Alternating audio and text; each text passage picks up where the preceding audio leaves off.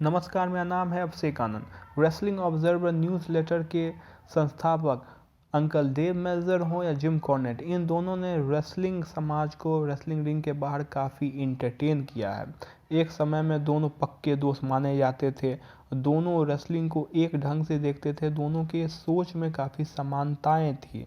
धीरे धीरे करके दोनों के सोच में डिफरेंसेस आ गए, दोनों के सोच में विरोधाभास आ गया और दोनों में मनभेद हो गया। स्टार्टिंग इसका मतभेद से हुआ, लेकिन मतभेद ज़्यादा दिन तक मनभेद बने बिना रह नहीं पाता है और दोनों में आज मनभेद भी हो गया। ऐसा हो गया कि दोनों अब एक दूसरे को खुले तौर पर चुनौतियां दिया करते हैं, एक दूसरे के खिलाफ बयानबाजी भी किया करते हैं। जहां डेव मेल्ज़र कहते हैं कि Jim Cornette out of touch है, उन्हें रेसलिंग को लेकर समझ नहीं है, वहीं डेव मेल्ज़र के ऊपर जिम कॉर्नेट आरोप लगाते हैं कि ये अपने फेवरेट रेसलर्स या अपने मित्रों के प्रभाव में कुछ भी उटपटांग बातें बोलते हैं। उनका कहना है कि डेव मेल्ज़र अगर यंग बक्स को कंपेयर करते हैं मिडनाइट एक्सप्रेस से, केनी ओमेगा को कंपेयर करते हैं रिक फ्लेयर से, या AEW के रोस्टर को स्टोन को स्टीव ऑस्टिन से या द रॉक से या ट्रिपल एच से कंपेयर करते हैं, तो ये उनका पागलपन ही है।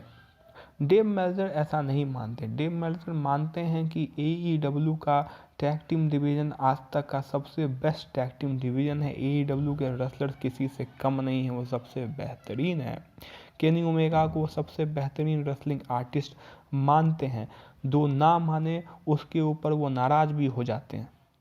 वहीं जिम कॉर्नेट केनी ओमेगा को दो कौड़ी का भी नहीं मानते हैं। उनके हिसाब से केनी ओमेगा जैसे रेसलर्स को रेसलिंग में होना भी नहीं चाहिए। जो उनसे असहमत है उससे वो भी दो कौड़ी का नहीं मानते हैं। दोनों ही अपने विचारों में एक्सट्रीम लेवल तक हैं। जहां डेव मेल्ज़र ये बात मानते हैं कि रेसलिंग अब बदल चुका है, रेसलिंग को सीरियसली ना लेकर उसे अब कॉमेडी की तरह स्वीकार कर लेना चाहिए। जिम कॉर्नेट इस बात से सहमत नहीं है। जिम कॉर्नेट ऐसा कहते हैं कि अगर रेसलर रेसलिंग को सीरियस नहीं लेगा तो ना वो अपने कैरेक्टर को सीरियस लेगा, ना अपने प्रोमो को सीरियस लेगा, ना अपने मैचेस को सीरियस लेगा। अगर रेसलर रेसलिंग को सीरियस नहीं लेगा तो रेसलिंग फैंस भी रेसलिंग को सीरियस नहीं लेंगे, और अगर वो उसे सीरियस नहीं लेंगे तो रेसलिंग एक हार्डकोर बेस ऑडियंस तक जो है बना रह जाएगा, वो आगे नहीं बढ़ पाएगा। दोनों के विचार अलग अलग हैं, दोनों के अपने समर्थक हैं, अपने विरोधी भी हैं। जहां डेव मेल्ज़र के समर्थक रेसलिंग को एक इंटरटेनमेंट और आर्ट फॉर्म भी मानते हैं, आर्ट फॉर्म मानना गलत भी नहीं है, वहीं जिम कॉर्नेट के समर्थक रेसलिंग को एक आर्ट फॉर्म मानते हैं, साथ में वो एक स्पोर्ट भी मानते हैं। वो रेसलिंग को स्पोर्ट की तरह प्रेजेंट करने में विश्वास रखते हैं।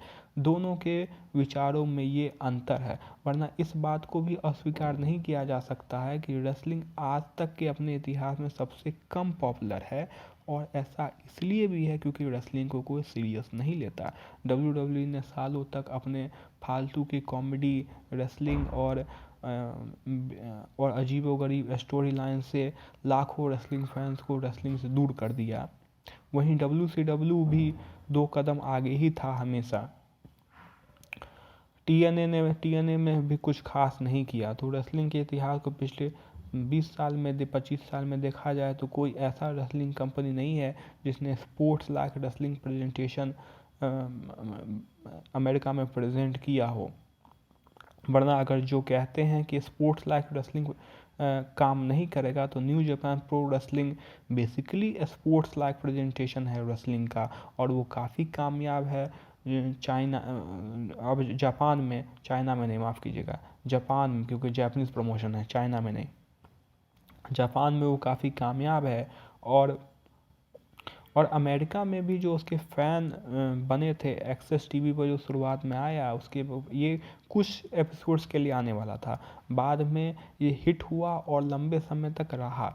तो इसके जो कोर फैन जो न्यू जापान प्रो रेसलिंग के जो बने, वो भी स्पोर्ट्स लाइक रेसलिंग को पसंद करते थे।